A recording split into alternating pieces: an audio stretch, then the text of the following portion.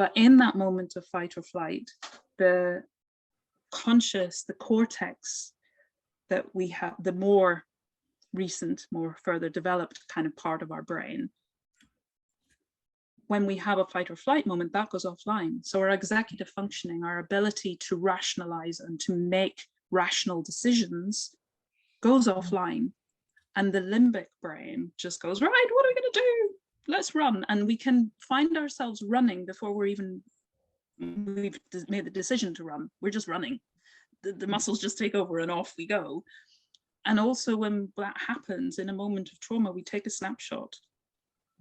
So, and the rational brain goes offline. We take a snapshot of what's around us, what we can see, what we can feel, and how we feel in our bodies. So the emotional side of things.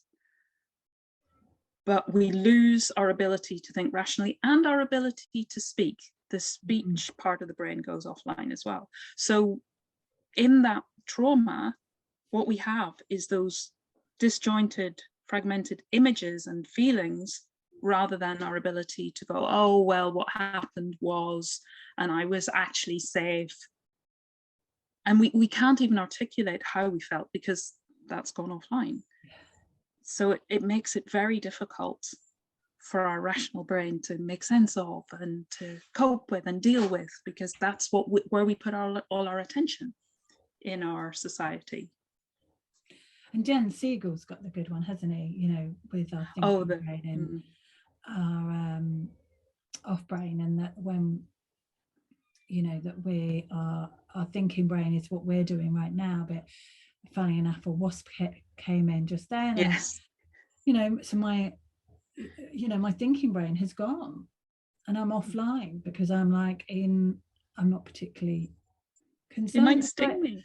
Wasp, but I am a bit like, oh, I've got a nice coloured top on, and he might like to. And I think for parents, carers, whoever are watching, being mindful of that as well. Of, you know, there's lots of conversations and on social media about, you know, being mindful that when your child is during a meltdown or, you know, not able to cope, that their thinking brain is offline, and that isn't the time to be talking or, you know, look at problem solving or any of that.